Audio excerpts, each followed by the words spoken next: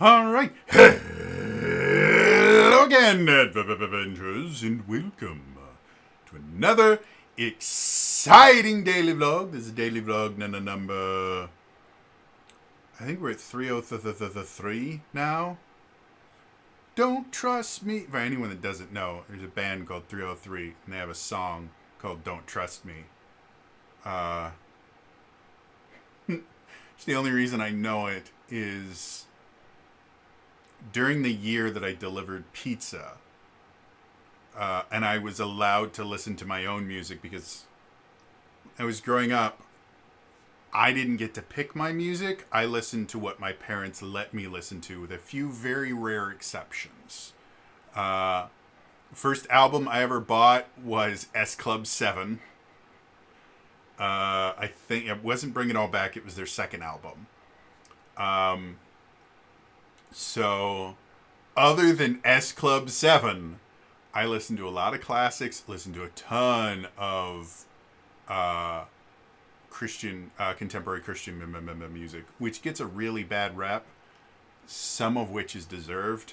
A lot of it isn't. There's some really, really good contemporary Christian music. Even if you're not as big a fan of the lyrics, because the whole religious aspect to it. There's some good stuff. They have some great vocals. They're just very Christian. So when finally I'm supporting myself by delivering pizza and I get to listen to music, I found an alternative rock station I'd listen to, and they would play 303 like every night. I heard the song like 2 or 3 at a time. So anyway, dude, I'm annoyed right now. I'm really, really annoyed. In a few days, the newest Dragon Age game comes out, and it has been making waves for all the wrong reasons. I think I've mentioned here before. If I haven't, I'm not the biggest fan of quote unquote woke. And it's not that, I'm transphobic or anything like that. I don't have a problem with any of the groups that are kind of colloquially referred to as quote unquote woke. I'm not a fan of activists in general because a lot of them have kind of lost the plot. The thing that I don't like about woke games is they tend to not be very well written, and so the stories in general will just not be fun for me.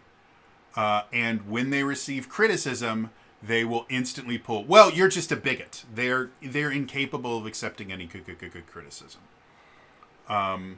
Really good example. I am going to spoil a little bit of Doctor Who. Specifically, the first Christmas special when David Tennant came back. And some plot points from when David Tennant was the Doctor the first time. So in it, in the original run with David Tennant, there was a companion named Donna Noble. She's probably one of the best companions. I'm not going to say she's the best, because I think Karen Gillan, Amy Pond, was just a better companion with how she interacted with the Doctor. Like they were just so good. And I'm not even a huge fan of Matt Smith as the Doctor. He was a good Doctor. He's just not my favorite. My favorite is always going to be Christopher Eccleston. David Tennant was brilliant. Matt Smith was brilliant. I stopped watching after Matt Smith, and I didn't watch any of the Jodie Whittaker massacre. Again, nothing against Jodie Whittaker. She's a fine actor. The writing was just not there. But anyway, so there's a plot point. Donna Noble, the way that they wrote her out of the series was she absorbed the kind of essence of the TARDIS, and she became the TARDIS, and she had all this information going through her head, and the Doctor basically said no human is meant to have that much knowledge. And so what he did is he wiped her memory, and he sent her back with her family. But in order to do that, because there was still like a bit of the TARDIS inside of her, and it was always going to be there. Again, according to the original run, there was no way he had no way that he could take it out of her, because if he could, he would, because Donna Noble was such a good friend of his, and was a great foil to him, even better than Rose Tyler, where he fell for Rose Tyler, but for Donna Noble, he was he found a true friend. Rose Tyler was a love interest. Donna Noble was a true friend, and so it tore him apart. But he basically told William Moffat, Donna's father, she can never know about me. She can never, if she remembers the thing that I've done to kind of lock the TARDIS away from hurting her, will come back and she will die.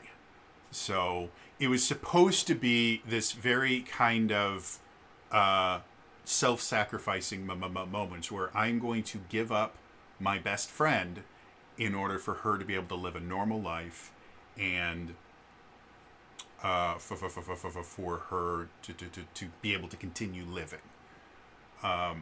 And so it's this really normal thing, and it was always something that kind of stuck with him. So fast forward, we get Matt Smith, we get Peter Capaldi, we get Jodie Whittaker, and then Jodie Whittaker reincarnates back into David Tennant for no real explicable reason. I'm certain, I only watched the first of the 3 David Tennant specials, so I'm certain they probably covered it in the next 2 specials, but this one kind of cheesed me off enough that I'm like, you know what, screw this. So fast forward years, and Donna Noble has a kid. And what seems like a kind of minor plot point when we're first introduced to her daughter is her daughter is, if I remember correctly, feel free to correct me if I'm wrong, her daughter is transgender. She was a transgender woman. And it seemed like kind of a minor plot point, which is what it should be. And I'm not saying that, oh, if you put the emphasis on their gender identity. No. If you are writing a character and the most interesting thing about them is their gender identity or their sexuality or something, you've written a very, very boring one-dimensional character. There should be a lot more to a character than how they express their gender identity or who they're attracted to. That is such a limited aspect of a character. I'm not saying it's a bad thing or anything, but if you, like, if the huge plot point was, well, he's a white male, it would be the dumbest thing in the world. But as soon as we add in some sort of protected minority, now it's the most important thing in the world. So when they first introduce her daughter, they just kind of, I don't think they even really like outright go, oh, transgender person. They just kind of talk about it in a very normal manner, which again is good writing. Again, that's one of the things that really, really annoys me when people with disabilities are written by people that don't have a disability and have never experienced living around someone with a disability. Because the first thing that happens when you introduce a disabled character is they're like, well, I would love to go here, but I can't walk because I am in a wheelchair. And that's not how disabled people act. We don't introduce ourselves by going, hi, I am disabled. It's just not what we do. And that's not how anyone that lives with something that makes them different from the kind of default lives. And I know someone's going to go, well, no, I have this friend, and every time they enter the room, they announce that they are blah, blah. They're looking for attention. That's what it is. Normal people that are part of some sort of differentiation from the norm, or the default or the average or whatever you want to call it. We just don't go around broadcasting it. So they introduce the character very, very well.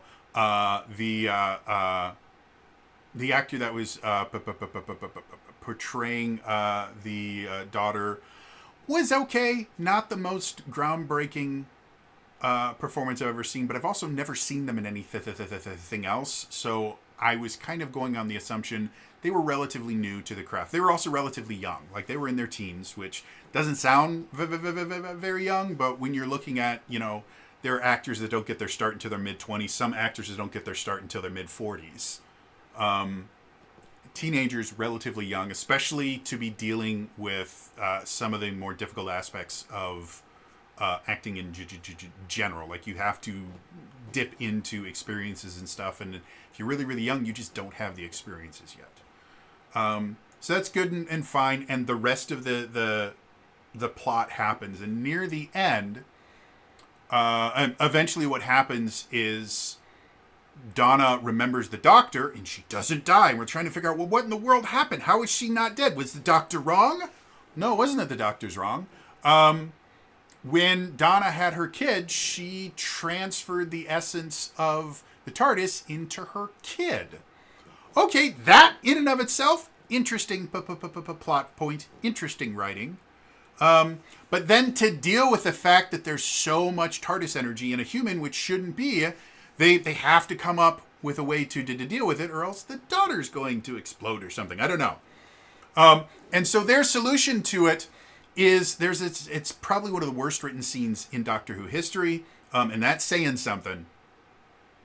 The daughter is sitting there going, "Oh, if only you were still a woman." And that, first, I'm going, where are they going with this? Because if they're going to make a joke about him being a woman before and now being a man, I'm all for that. But no, they were dead serious. Because the next line is, because the answer is so simple, but it's something that a male presenting doctor would never understand. Okay, this is where we're going. Fine, whatever. You just need to let it go. And then all the TARDIS energy just fizzles out of her and goes into existence. And the entire solution to David Tennant's sacrifice of, listen, I'm going to cut off myself from my best friend in the universe so that she can live. And I'm going to know for the rest of my thousands of years of existence that she exists, but I'm not allowed to go anywhere near her, because if I go near her, I will kill her. That sacrifice is turned into, oh, you were a stupid man and you just didn't understand that you could just let it go. It was the most mind-numbingly stupid resolution to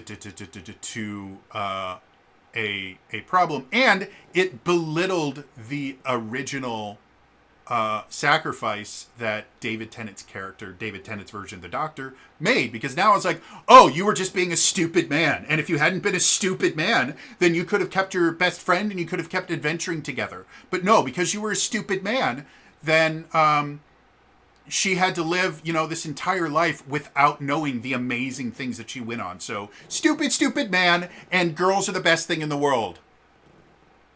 And it was just monumentally stupid. There are a lot of different ways that they could have resolved that, and just throwing away this massive sacrifice of David Tennant's character by going, well, you were a stupid man. And if you were a woman, and it also doesn't even fit their own internal logic, which is, well, if you were a woman, you could. So the entire time that Jodie Whittaker was the Doctor, she never went and thought, oh, I know what I'll do. I left my friend, my best friend in the whole universe. I left her back there afraid that she was going to explode if anyone ever mentioned the Doctor. So I'm just going to go there and tell her to let it go, and then I can have my best friend back. Nope, we can't do that. Because it wouldn't give us a chance to throw in this really hacky thing of women are so much better than men and men are just stupid. I'm not saying that men aren't stupid as a whole. Like, I am one, and yeah, I've seen us done some stupid stuff. However, I've also seen women do stupid stuff, and transgender people do stupid stuff, and everybody does stupid stuff. Everybody is stupid. Is how it goes. So yeah, that is my problem with quote unquote woke games. It's not that I don't want you throwing your sexuality in my face.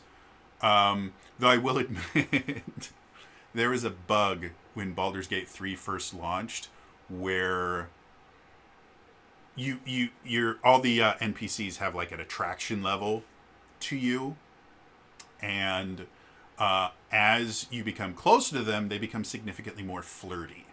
Well, there was a bug in the beginning that accidentally set it to max right from the beginning. So the first time I met Astarion, he basically was like, "Oh, hello there. Can I suck your cock?" Like, it was just so incredibly, he's like, "Hi, thank you for pulling me out of that wall.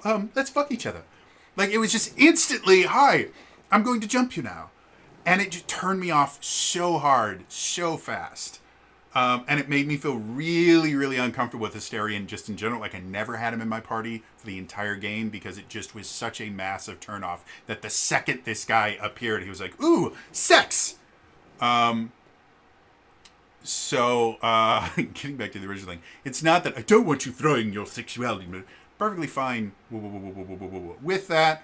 God, what was it? There was, in the Star Wars sequel trilogy, I was actually a huge, huge supporter of the Poe and Finn ship, because, first of all, because of how they interacted in the first of the sequel films, there was definitely some undertones there that you could very easily, like, in no way, shape, or form do I think that they wrote the characters as gay or attracted to each other in any way, shape, or form. But the performances of both actors, there was enough there that you could basically retcon it without actually retconning anything. You know, you could very easily do that, and I think it would have made the sequel trilogy so much better to have those two fall for each other instead of, I can't remember, did Poe fall for someone? I can't remember. Finn got together with what's her face that was then written out of the third movie entirely. No, I just think that would have been great. So again, it's not that I'm anti any of that stuff. I just don't like bad writing. And so many quote-unquote woke games will work so hard to paint any of the quote-unquote woke characters in the best light physically possible, that they, first of all, become very unrealistic characters. And second of all, a really, really common lazy writing technique is if you can't make your main character look any better, make the bad guys look worse. And then your character just looks better by comparison. And so they will write these really, really stupid villains and then give them the trait of, well, they're transphobic or they're homophobic or something like that. They hate women. They're misogynists. And then they will act like that. That's character development. They hate women. Like, what was it? Was it Birds of Prey? The Harley Quinn movie where Ewan McGregor, basically, like, the entirety of his character could be summed up with like one line in the movie, which was something to the effect of, "I hate women." That was his entire character. I hate women, which a character like that can't exist in society. Women make up 51% of the population. You cannot exist in society if the defining feature of your character is "I hate women." It's just not something. Does that mean that there are no misogynists in the world? Absolutely not. There are lots of misogynists in the world. However, they don't go around screaming, "I hate women." They're much more conniving and evil than that. Like, truly evil people don't go around saying, "I hate women." Truly evil people will manipulate you, and they will use statistics and coercion and all these other things to convince you that they're right. Because their aversion to certain groups, their bigotry, is not... Bigotry in general doesn't make sense. The idea that just because of someone's sexual attraction or how someone presents or expresses their gender identity or their race or their religion or something, religion maybe a little bit more, but intrinsic things that you have no control over whatsoever. The idea that somehow makes you a lesser being doesn't make sense. And our brains don't deal with that very well, especially when we are presented with information that contradicts that idea. And so what happens is when you have something that, if you have a worldview like that just doesn't work with how the actual world works, and you're presented with information that contradicts that, you experience this thing called cognitive dissonance. And cognitive dissonance is this extreme, like, if you've never experienced it, it's impossible to describe. It feels like the world around you is falling apart. Like reality itself doesn't work. It is an unbelievably uncomfortable experience, and it can cause people to lash out violently. It can cause people to do a lot of different things because it is so uncomfortable. And it's because our brains don't deal with contradictions very well. So generally, when truly evil, bigoted people have to deal with people that aren't bigoted, the only way that they could exist is they have to be hyper manipulative, and they have to be very, very controlling, because they have to make sure that any time somebody expresses an idea or something that breaks their view of the world, they have to have a way to explain it. And if it's unexpected, then it becomes very, very difficult for them to explain it out. So anyway, getting back to Dragon Age the Veilguard. It has been getting all of this press because the character creator allows, first of all, it doesn't use male and female for the body types. You have type 1 or type 2 or type A or type B, which, if you haven't noticed, has kind of become the default for character creators over the past, I want to say, like 3 or 4 years. Everyone's making this big, they're erasing men. No, they're not. It's just how it works. Do I think that it is this huge step forward in transgender? Absolutely not.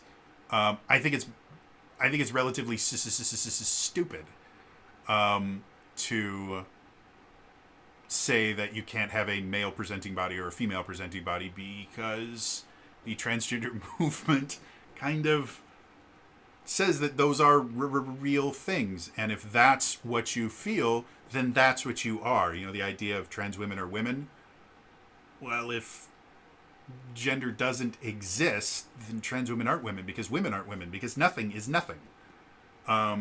So I don't think it's this big thing, but I also don't think it's that big a deal. It has never stopped me from playing a game that I have to, I can't call my character male. So that was the first thing. And then they find out you can choose your pronouns, which again is not that big a deal. Again, it's a really common thing. That in and of itself, I think is significantly more inclusive than type A and type B or type 1 and type 2 bodies. I think that's stupid. Being able to choose your pronouns, I think that is significantly more of a step towards inclusivity than type A and type B. I think that's monumentally stupid. But and then the icing on the cake. You can put top surgery scars on your character. If anyone is not familiar with the term top surgery, basically, if you are a born female presenting person, you want to be male presenting, but you have been gifted with things that men generally don't have, if you get my drift, you can have surgery to remove them. And that's not the only reason that a woman might have them removed. The most common reason for a woman to have those particular aspects of their body removed is due to breast cancer. And when you have them removed, it has a very noticeable scar. It's a very very noticeable scar. However, it's only noticeable if you're staring at their naked chest. So here's the thing about Dragon Age games.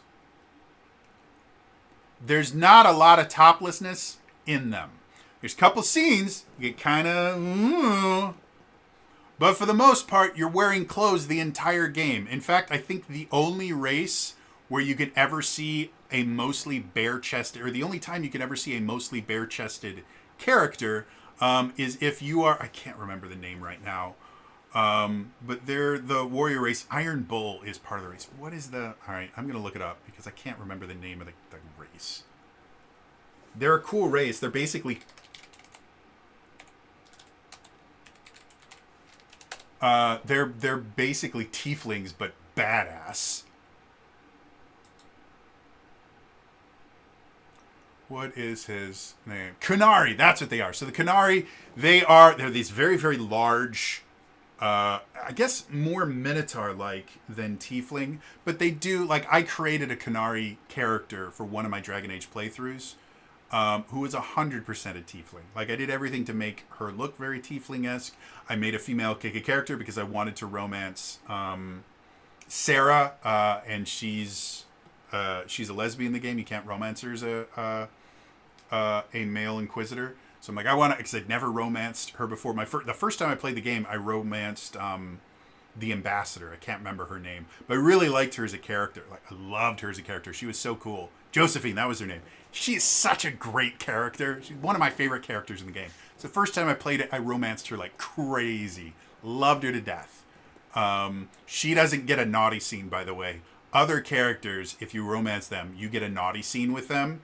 And I didn't get a naughty scene with Josephine. I got to kiss her once. And I was really upset about that because to me, Josephine was the coolest character in the game. And I didn't get my naughty scene and I was mad.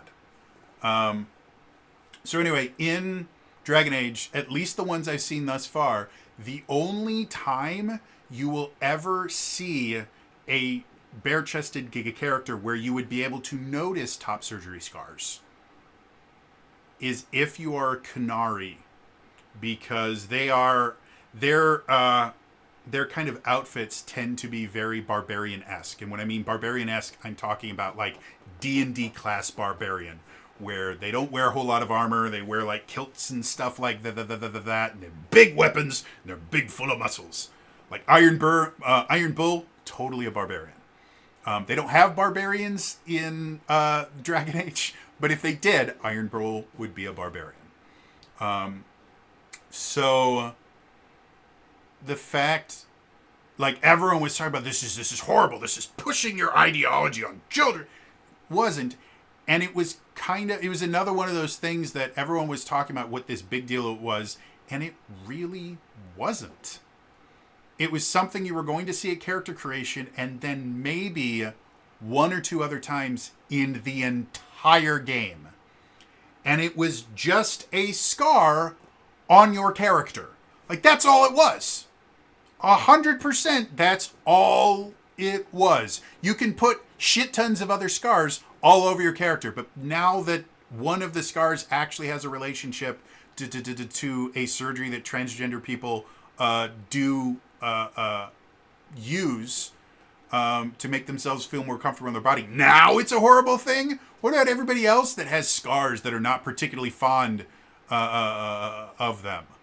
You know, I know a lot of, well, I guess I don't personally know a lot of people with scars that they're not particularly fond of, but I also was an outcast of society where anything that made us different was celebrated because nobody liked us. So if people had scars, we're like, yay! I had such a weird friend group in high school. It was weird. And in college, it got weirder. Outcasts for the win. So anyway, now the reviews are coming out, and all of the kind of legacy media are giving it incredible reviews. The user review scores are really, really bad. Which I've learned from my own experience. Don't trust legacy media reviews because they tend to be significantly more agenda driven than focusing on whether or not a game is actually good or fun. However, this is not always the greatest idea to listen to user reviews either, because they can be just as agenda driven. In fact, reviews in general have become very agenda driven.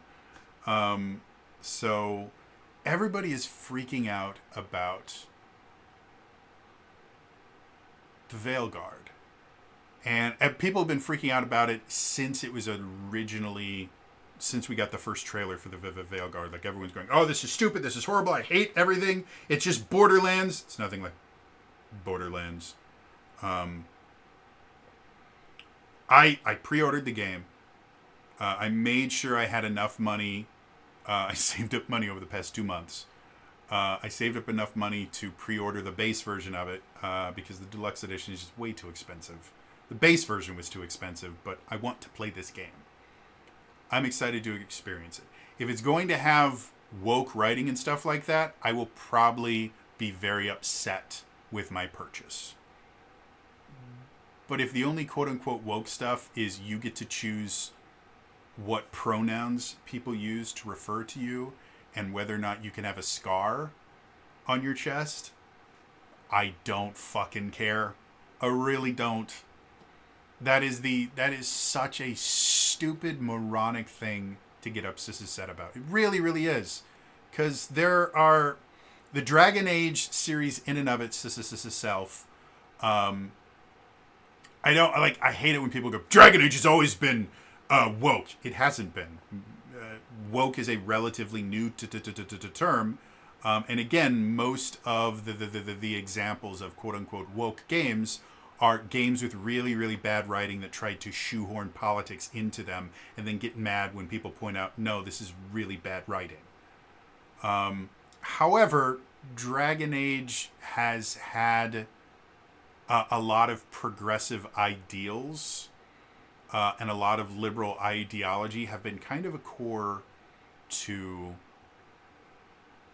the game for a long time. I mean, look at things like Dragon Age 2, where you have people that have been effectively demonized by the majority of the population, and you basically spend a large portion of the game trying to convince these people that no, there's nothing wrong with you. Just because society has decided that what you do is not okay doesn't mean that you are a bad person or you're wrong.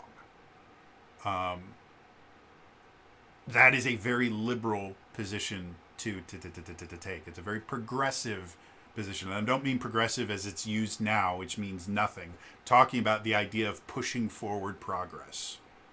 That kind of progressive. Progressive when, back in the 60s and 70s, when progressive was things like gay people are allowed to have rights.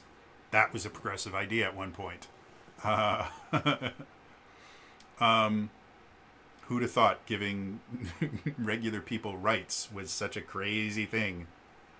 Yeah, I'm excited about the game.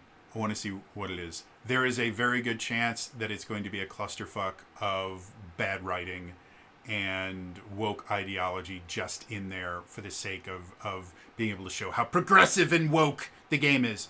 And if that's what it is, it's really going to suck because the Dragon Age games have been amazing. They have redefined the genre. However, if it's a bunch of conservative activists getting mad about top surgery scars and that's why everyone's freaking out, I say this with the utmost respect I can. Go fuck yourselves.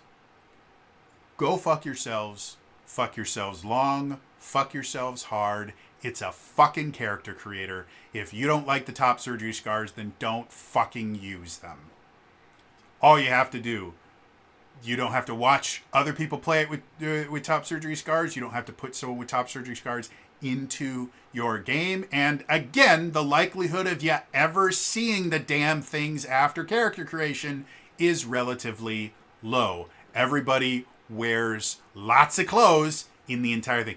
I guess, but that wouldn't make sense. I was about to say, the women in Dragon Age Giga games do get away with wearing a little bit less, to where you might be able to see top surgery scars on some of the outfits that some women are able. Like if you take Canary outfits and you put them on like humans or elves, they look very kind of risque. Because for the women, it's basically like a halter top and then pants, and their entire midriff is showing. And for the dudes, it's just like this weird kind of like leather vest with no shirt on underneath it. It looks really weird. It might just be that I've always played elf characters, and on elves they just look like sickly in this like this leather vest that just looks too large for them, and so they just look like these little like 98-pound weaklings going, "I'm cool too." But then if the only time you're going to see someone's midriff, and again, top surgery scars are going to be right here, so like a halter top is still going to cover the majority of the scars, is my understanding. Again, I don't think I've ever actually looked at someone's top surgery scars, so I'm actually not sure exactly what they look like. I'm just familiar with the surgery itself, and I know where the scars should be. But again, on a female presenting body, you wouldn't have top surgery scars because that's for a male presenting the body type. I don't know. Like I said, it's so stupid. So stupid. Let us play the damn game. And if it has bad writing, we will call out the bad writing. And we will be called bigots because that's how it works now. If you don't like something written by a woke person, you're a bigot. It can't be that they're just bad writers. Nope, it has to be that you're a bigot. We'll see what happens. I'm still excited about the damn game. The combat, and that's the thing that's always drawn me to the Dragon Age games in general, is the character creation and combat. Like, they're really fun. Dragon Age Inquisition is a ton of fun to play. Despite the fact that the attack button is just, like I always play with a controller, the attack button is a trigger. Like, that's all it is. You're not, like, pushing a button to attack each time. I hope that you actually have an attack button and not, like, hold this button to attack in the Veilguard, because I don't like that stuff. But it was still fun, because all of your abilities you could push buttons for. And there was lots of abilities. You have less abilities now, too. In Inquisition, you had a total of 8 different abilities you could have equipped to your character at any given time. And that was awesome. In this one, it looks like you could only have 3 abilities equipped at any given time. And that's not cool. But from what I've seen, it looks like there's going to be a lot to the combat system. Like, it looks like it's a lot of fun. So, if the game is fun, I really don't give a flying fuck about the character creator. And you shouldn't either. Like, again, creating characters in general, if you don't like certain options, then don't use them. There's literally, I'm not a big fan. Like, a fantastic way to ensure that your game or your movie or whatever does very, very poorly is when people give you a criticism out of, whether it's good criticism, bad criticism, whatever. If your response is, well, then don't buy it, congratulations, you have just ruined your sales. Because that is such a condescending, stupid thing to say to a potential audience member or a potential customer. What you should be doing is learn how to, even bad criticism generally will have a hint of truth that you can learn from. So learn to find the things that are actually useful that you can use to improve, and then ignore the rest of it.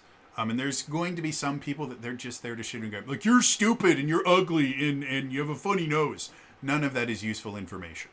You can just write them off and go, hey, I don't need to listen to you.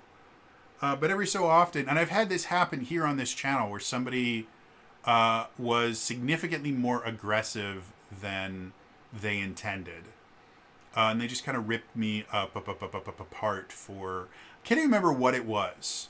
But I remember I made an entire video about it where I go, hey, this person, I wanted to comment about this particular comment, and I ignored all of the kind of angry rhetoric, and I just took the little kind of kernel that actually was valid criticism and said, well, let's talk about this. And that particular person, I have no idea if they still watch my content, but at that point, they were very pleased with me responding to them in a very professional manner. And at that point, they said that they were going to subscribe, and they commented on a bunch of other videos. Now, because my brain doesn't work, I can't remember their name, and I can't remember if they've been commenting on other videos. It's very possible that they were, and my brain just doesn't let me remember. But yeah, that can massive companies afford to do that for every single bad comment? Absolutely not. But if you find one or two comments like that and then very publicly do exactly what I did, which is don't vilify them for attacking you. Don't say that they're evil doo-doo heads that deserve to die. Just focus on the critique and go, hey, this is a valid critique. This is my response to it. There's a good chance you might be able to win over that particular person by treating them like an actual human being. And then when other people see that, hey, you can take criticism, it changes people's minds and it changes people's opinions about you. It is never the right answer to go, well, then if you don't like it, don't buy it. It's a monumentally stupid thing. And we've seen over and over and over again companies that say that do very, very poorly in sales. Like incredibly poorly. Like companies have closed because they said that. Anyway. So yeah, I'm still excited about the Veilguard. I have heard rumors from people that have gotten review copies that it's just woke garbage, and I just can't trust it. I really, really can't. Because half the people claiming it was woke, it's woke garbage were also saying that, you know, having top surgery scars were somehow going to destroy the youth or something. It's just not a thing. It's just not a thing. So yeah, let's see how it goes. What do you guys think? Are you guys excited about the Veilguard? Do you guys even like Dragon Age? I like Dragon Age. I think it's a really fun series, and I love the world. Thedas, in and of itself, is a really cool, interesting world. So, yeah. I'm going to go now. Have fun, everybody. I will see you in the next time, all right? Bye-bye.